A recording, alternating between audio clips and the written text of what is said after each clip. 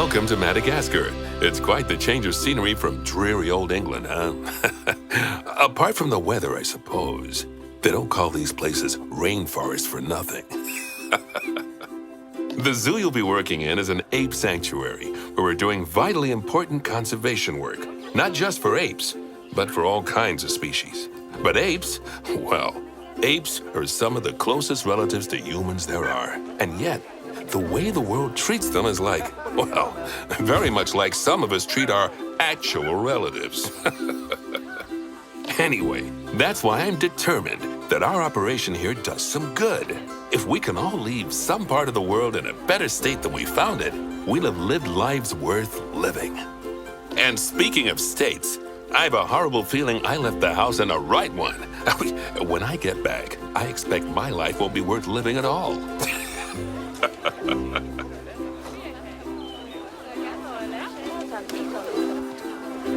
What do you think of Madagascar, then? Bit warm for my taste, to be honest. Anyway, this is Bernie's primate sanctuary. It's not just primates, though. We've got all sorts of animals. So why don't we go and have a look at some of them, eh? We'll start by taking a look at the red-ruffed lemurs. They're the ones that look like they should be in a Shakespeare play. Come on, let's head over to them.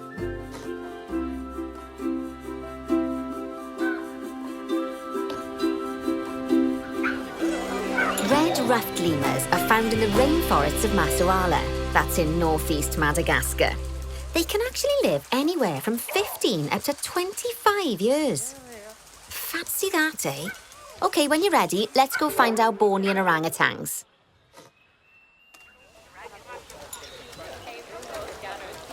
The Bornean orangutan is such a marvellous creature. They're always a big favourite at any zoo they feature in, and they're also the biggest tree-dwelling animal on the planet. Assuming you don't count any lions that got stuck up one. Oh, why don't you take a better look at them? Open up their information panel and go into the animal camera.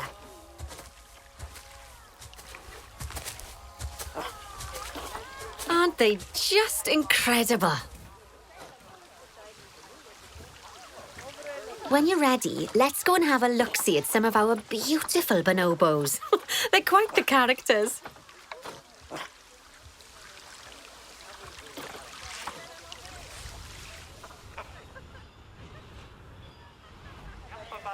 Oh dear!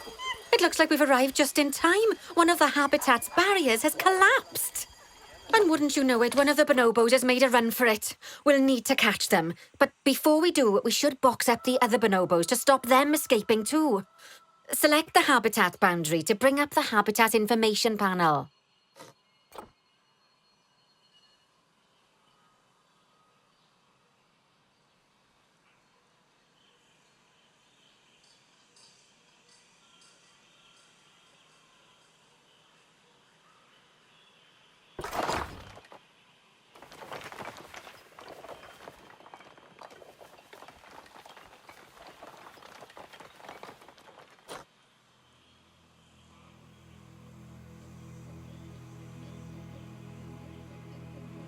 Good. Now open the Animals tab.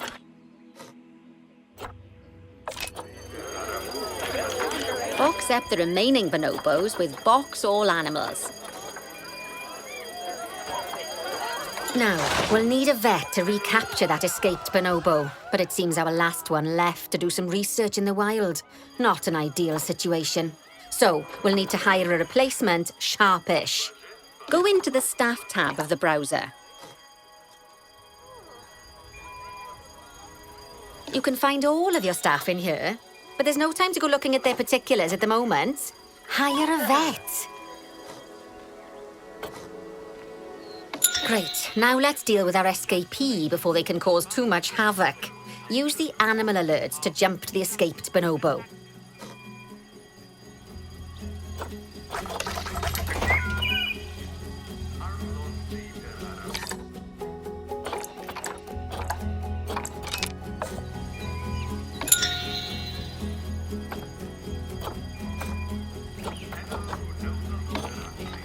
Then press Call Vet to...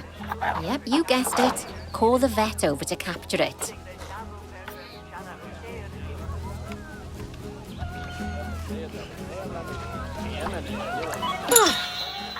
Okay, that's the relief. So while the vet deals with our bonobo friend, let's go fix up their habitat so they can't escape again. Head back over there. As you can see, the barrier's collapsed. Someone's taken their eye off the ball, obviously. Let's get this one replaced. Select the barrier and then we'll edit it. Delete the broken section of barrier and replace it with a brand spanking new one.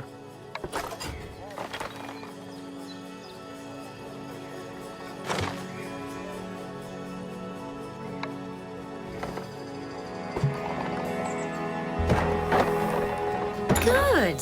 Now that we've done that, we need to make sure to add climb-proof barriers to the top. That way the bonobos won't be able to climb out. Just make sure you've got the correct piece of barrier selected when you do that. Okay, so go into the options section and select which side the climb-proof barrier needs to go on. And don't get it wrong. We're more worried about bonobos climbing out than guests climbing in.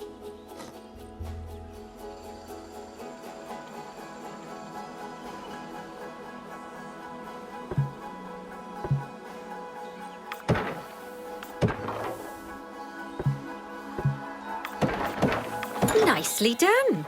And I think it's high time we unboxed those bonobos, wouldn't you say? The poor mites will get sad if we leave them in there for too long. Select the habitat barrier to bring up the habitat information panel again. And then open the Animals tab.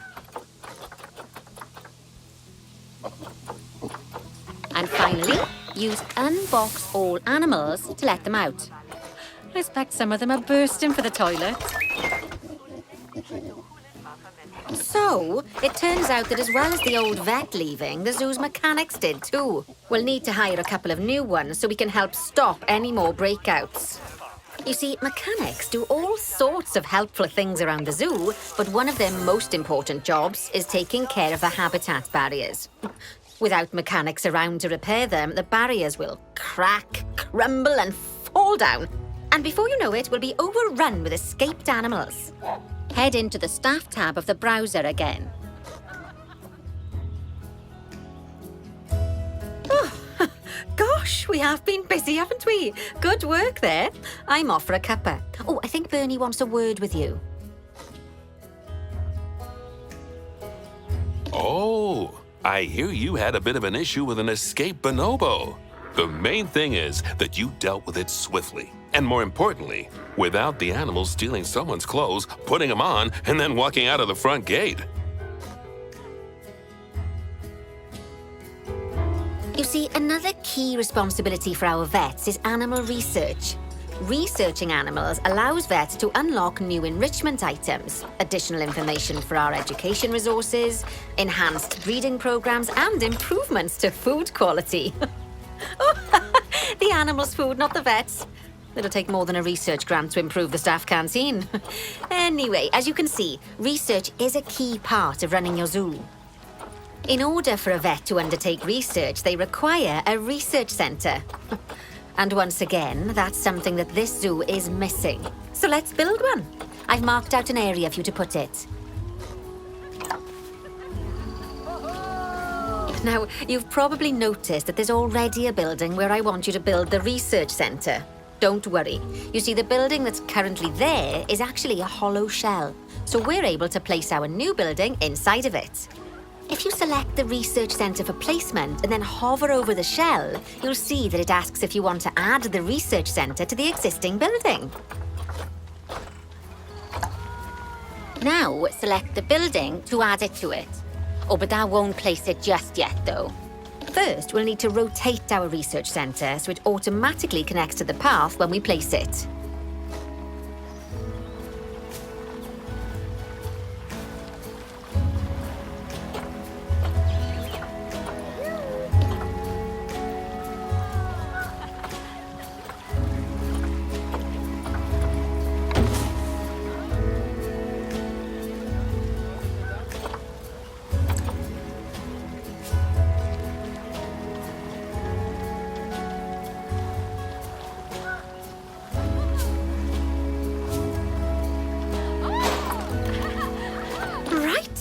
Splendid work.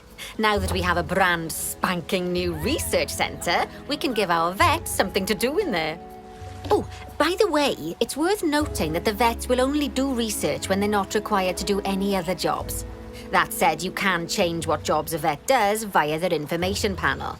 But let's not worry about that just now. So, let's get our vet researching ring-tailed lemurs. Pop open the access menu, head into zoo management, then go to the vet research section.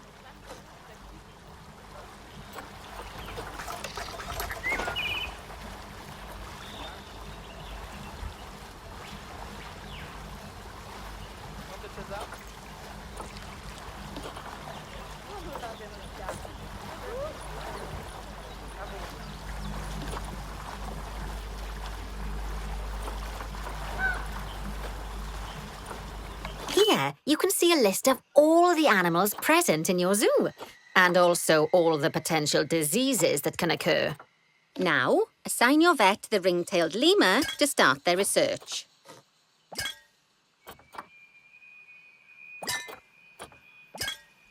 Actually, thinking about it, I'm not sure we've got any education boards or speakers by the lemur's habitat. Let's head over there and add some, so our guests can learn all about the furry little delights.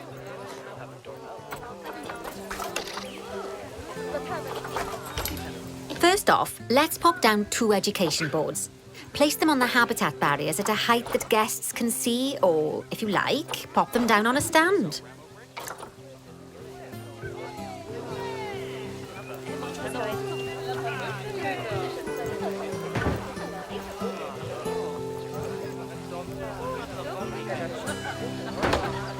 Okay, now that they've been put into position, we have to tell them what animal to display information about. Select one of the education boards to bring up its information panel. And from the drop-down list, select ring-tailed lemur. Although I'm sure that last part was obvious. When you link an education board or a speaker to an animal, you need to make sure that said animal is close by. If it isn't, the guests will get confused and won't learn as much.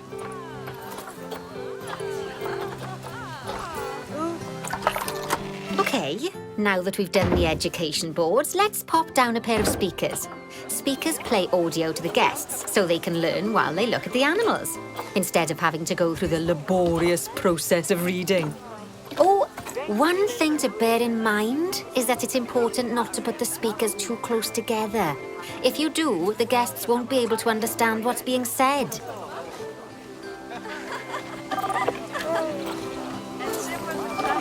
Now we simply need to link the speakers to the ring-tailed lemurs, just like you did with the education boards.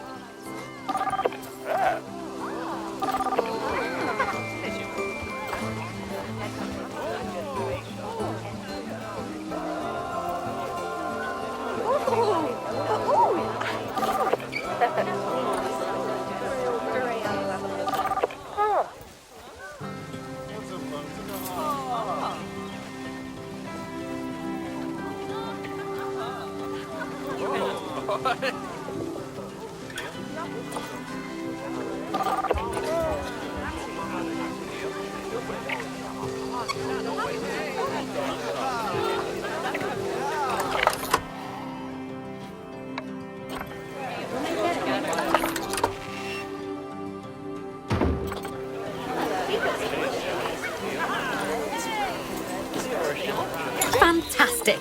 Oh, it's worth remembering that education boards and speakers both need power to work.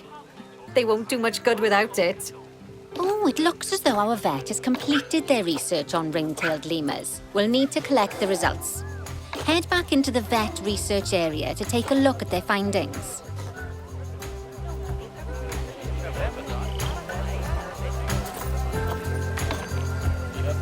Come on, collect your research rewards. Just so you know, vets will continue to research an animal even after successfully completing a research level. I suppose when you're in the zone, you're in the zone.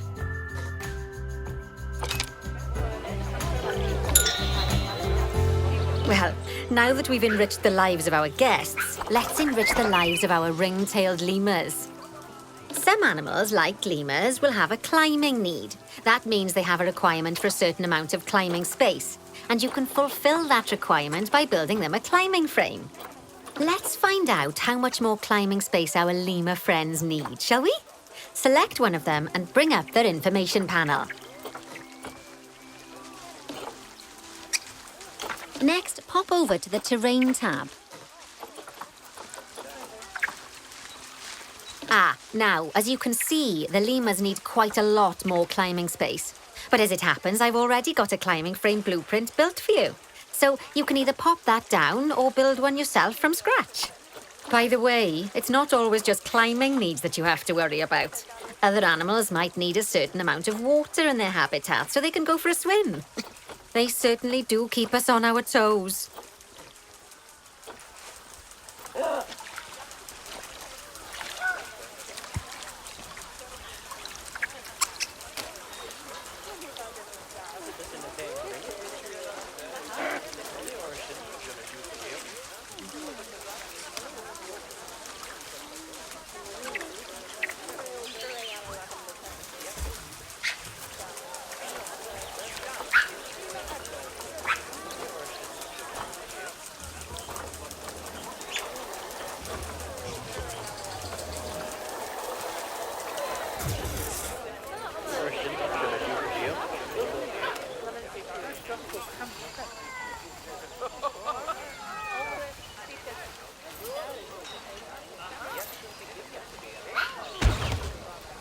Oh, that's a great climbing frame for them. They're going to absolutely love it.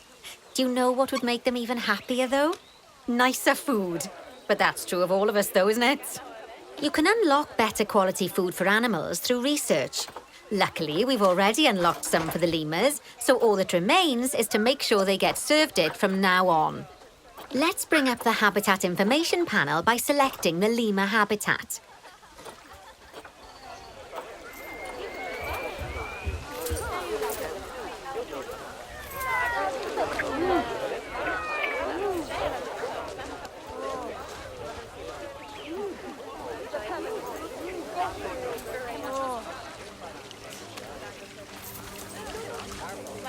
Lovely. Now select the Animals tab. There we go. As you can see, we can set the food quality in here. Just open the drop-down menu and select Grade 2 Food Quality. Grade 2 Food Quality. My mouth's watering already. So, a new climbing frame and better food. Oh, you've really spoilt those lemurs rotten. Now, I think it's time we looked at one of the zoo's most important responsibilities, releasing animals into the wild. You see, when we feel an animal is ready, we can release them into the wild. But what makes an animal a good candidate for release? Well, their age is an important factor. I mean, we can't release an animal that's a juvenile, just as we can't release one that's gotten too old. They'll also need to be fertile. After all, the idea is to repopulate the wild, so the best candidates will have a high fertility gene. And together, the age and fertility of a candidate will determine how many conservation credits we'll be rewarded when we release them. Now, conservation credits are vitally important. They're the lifeblood of your zoo, because earning them allows you to adopt even more animals. And what's more, the animals you can adopt will be of a higher quality. So, with that in mind, let's pop over to our orangutan habitat.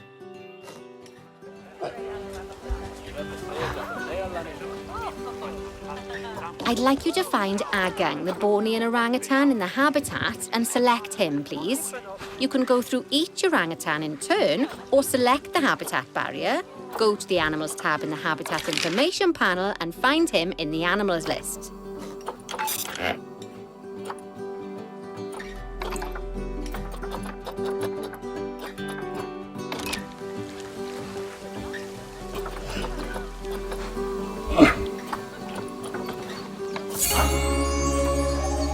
I know it's sad to see him go, but he'll be happy out in the wild.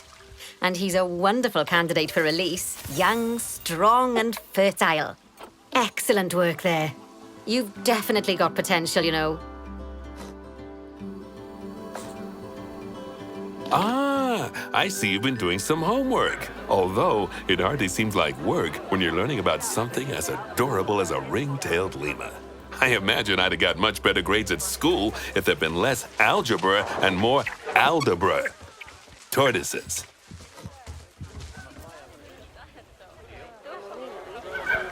Okay, so far we've done a lot of work with habitat animals, but now it's time to learn all about exhibit animals.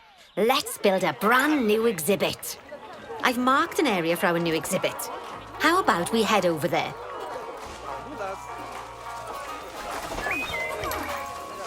Lovely. Now let's build a new exhibit in the gap that's been left. Just add it to the building like we did with the research centre earlier, then pop it into the gap.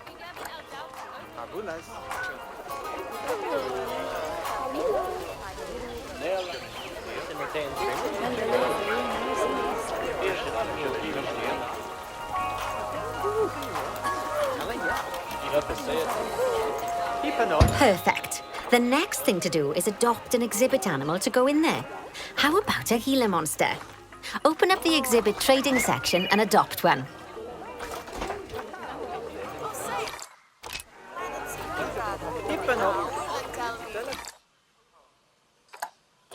Just as we do with habitat animals, we need to send the Gila monster to the exhibit. Select the exhibit to send it there. When you send an animal to an exhibit, it'll automatically be given the correct setup. But that doesn't mean it's completely ready for them. So let's finish it off. We'll start by adding some enrichment items. Head over to the exhibit's information panel. Good. Now open the Layout tab.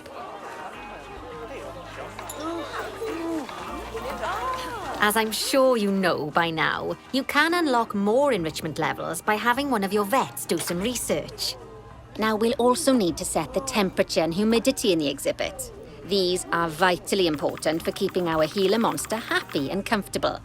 Open the Climate tab.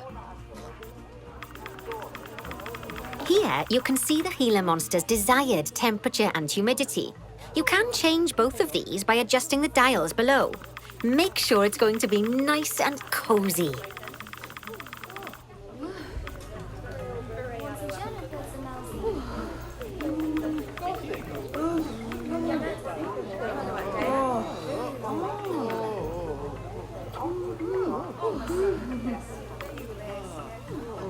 That's the ticket.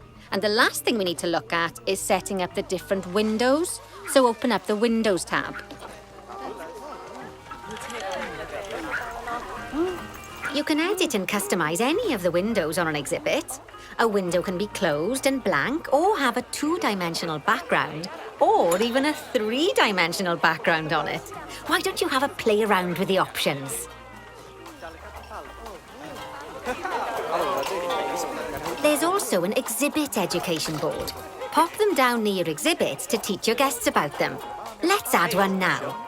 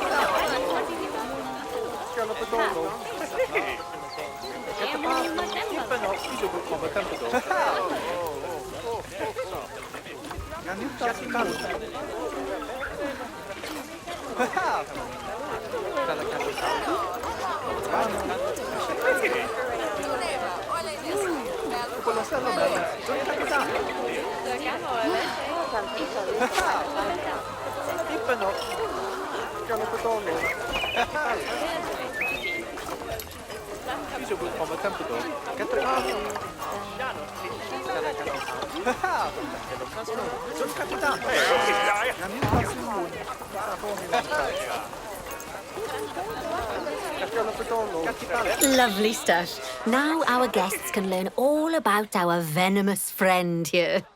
Right, now, I've got a bit of a big job for you. I need you to increase the number of species in the zoo. You'll probably want to adopt both habitat and exhibit animals to do so, which will mean building plenty of new habitats and exhibits for them. Go on, off you pop. I'll check in with you when you're almost done.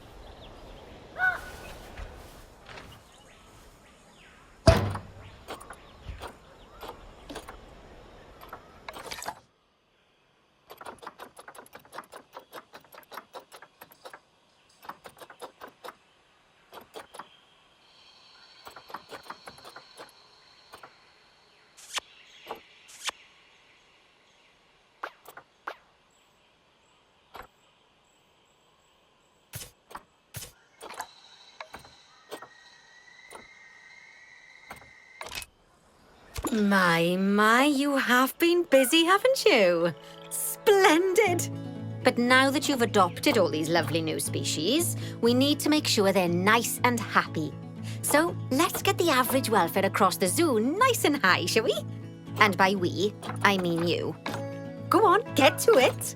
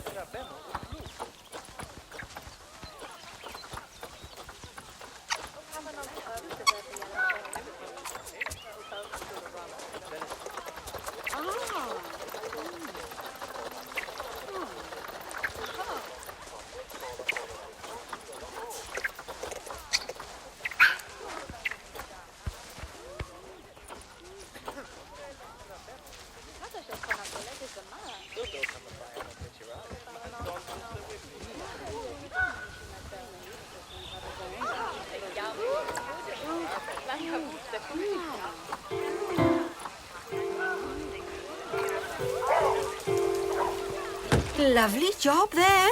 You should be proud of yourself.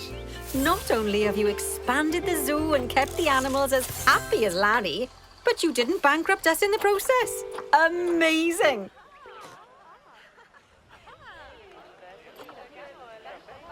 Wow! Well, you've certainly transformed the zoo. I barely recognize it. A wonderful new exhibit, some fascinating new species, and you've done wonders for the animals' welfare by enriching their habitats. Who doesn't love playing with a 3-foot wide soccer ball, huh? I mean, other than professional soccer players. I'm sure it wasn't easy, though. I expect money was tighter than a possum's pouch. Plowing all those funds back into the welfare of the animals doesn't make running these places a picnic. Although, it does make me feel a little less guilty about how much our gift shops charge. No, as far as I'm concerned, the only reason to run a zoo is to help animal kind. Sadly, it appears some other people have far less noble goals.